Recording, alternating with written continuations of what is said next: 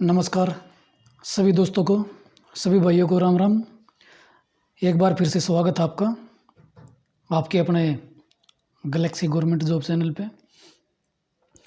तो आज एक बहुत ही महत्वपूर्ण मुद्दा जो हरियाणा सरकार के फेलियर की वजह से हुआ है। जी हाँ, टोटल का टोटल HSSC के फेलियर की वजह से 3 साल पहले जो भर्ती हरियाणा पुलिस की हुई थी 2018 में, जो 5000 हरियाणा पुलिस की जो भर्ती कंप्लीट हो चुकी थी, आज उसका रिजल्ट भी रिवाइज करने का हाई कोर्ट की तरफ से नोटिस आ चुका है। उसका रिजल्ट भी रिवाइज होगा, कुछ नए कैंडिडेट ऐड होंगे और कुछ पुराने बच्चे जो पिछले 3 साल से लगातार नौकरी कर रहे थे उनको नौकरी से हाथ धोना पड़ेगा।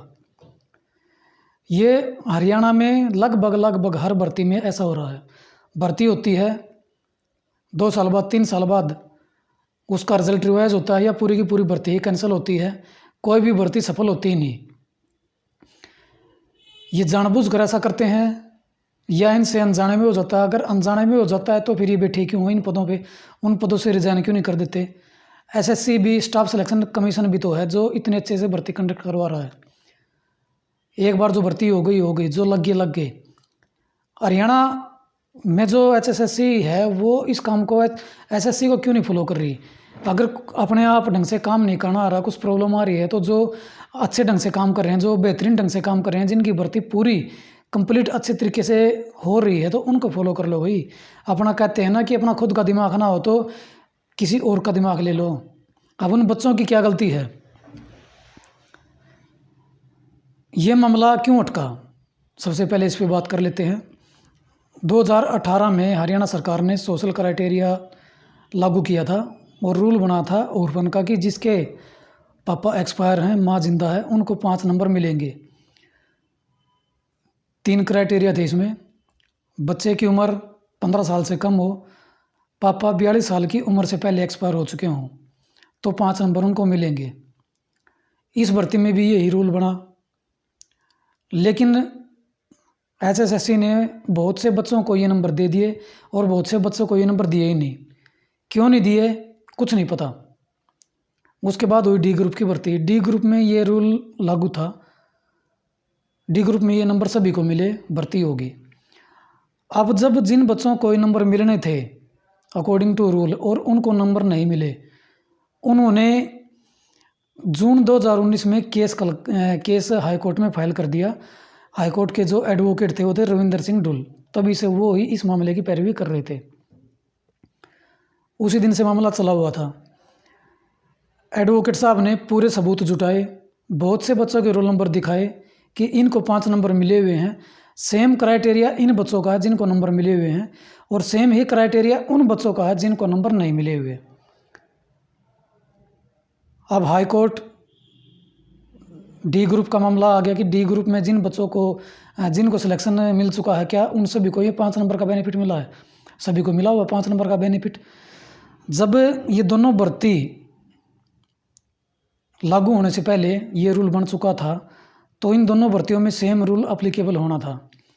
अब एक भर्ती के आधे बच्चे छोड़ दिए, आधे ले लिए। D ग्रुप के सारे बच्चे इस रूल में फिट हो गए। अब केस तो हारना ही हारना था, क्योंकि एविडेंस इतने स्ट्रॉन्ग थे। हाई कोर्ट ने फैसला दिया भी, अगर आपने ये रूल बना दिया और इस रूल को फॉलो करते हुए एक भर्ती कंप्लीट कर दी, तो जो ये हरियाणा पुलिस की भर्ती है, इसके सभी बच्चों के ऊपर ये रूल क्यों नहीं अप्लाई किया। उनसे जवाब मांगा गया कि कितने ऐसे बच्चे हैं जिनको ये मार्क्स नहीं मिल रहे।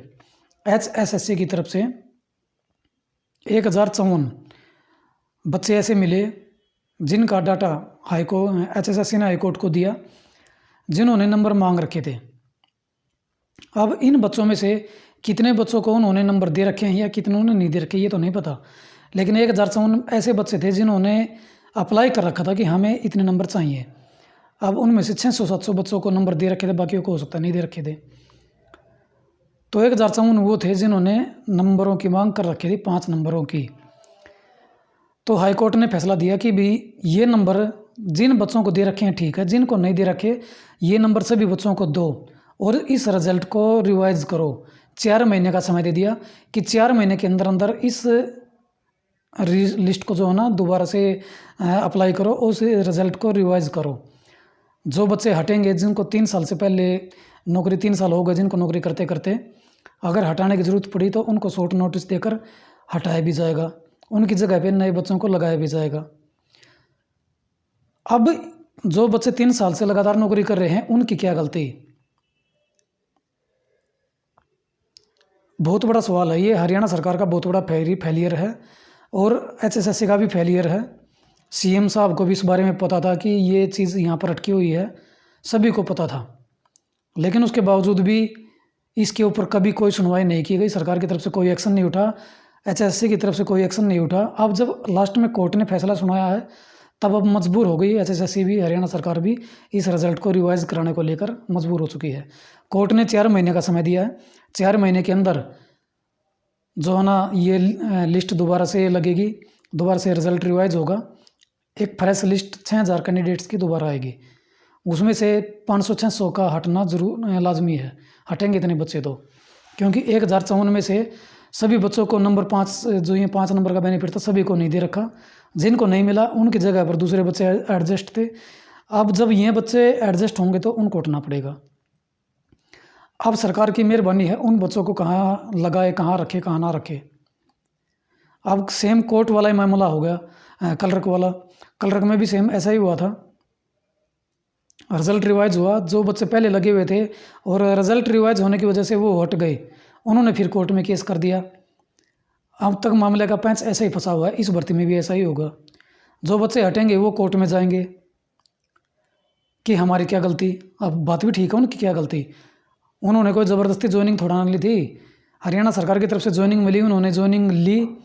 अब 3 साल से नौकरी कर रहे हैं। अब इन 3 सालों में बहुत से बच्चे पढ़ना भी छोड़ चुके हैं और उनकी एज भी जा चुकी है। अब वो कहाँ जाएंगे? अब वो भी कोर्ट में केस करेंगे, उनकी भी सुनवाई होगी, ये पेंच फिर फंसा रहेगा। तो सरकार समझ में नहीं आता, सरकार की पॉलिसी किस तरह से पॉलिसी बनाती है, कैसे उनको एक्टिवेट करती है, कैसे लागू करती है, कुछ समझ में नहीं आता। हर भर्ती कोर्ट में जाके फंसती है, हर भर्ती का रिजल्ट रिवाइज होता है, कैंसिल हो जाती है। अब बच्चे किसके सहारे तैयारी करें? सभी बच्चे सेंटर की नौकरियों की तरफ भाग रहे हैं, हरियाणा की नौकरी किसके सहारे तैयारी करें? कोई फ्यूचर ही नहीं है। लगने के बाद 5-5, 6-6 साल तक तलवार अटकी रहती है, 10-10 साल तक भी कोई भरोसा नहीं है। लग गए कि अब तो 10 साल के बाद हर भर्ती पे कोर्ट केस चला हुआ है, 10 साल के बाद कुछ ऐसा हो कि कोर्ट फैसला बदल दे और हमें हटना पड़ जाए। तो अभी जो हालात हैं बहुत बुरे हैं। टोटली का टोटली इसको हरियाणा सरकार की HSSC की फेलियर ही कहेंगे, क्योंकि जो रूल बना दिया उस रूल के अकॉर्डिंग ही बच्चे की ज्वाइनिंग होनी चाहिए। और डी ग्रुप में भी केस चला हुआ है, जो 2018 में 18,000 के करीब डी ग्रुप की भर्ती इन्होंने की थी, उस पर भी केस चला हुआ है। उसमें क्या किया था, लास्ट में डॉक्यूमेंट वेरिफिकेशन की ही नहीं, 5 नंबरों की तो जांच की ही नहीं रखी, किसी के नंबरों की जांच नहीं हो रही। बस इलेक्शन के चक्कर में 2019 में इलेक्शन थे, इलेक्शन की जल्दबाजी में सभी बच्चों को ज्वाइनिंग दे दी।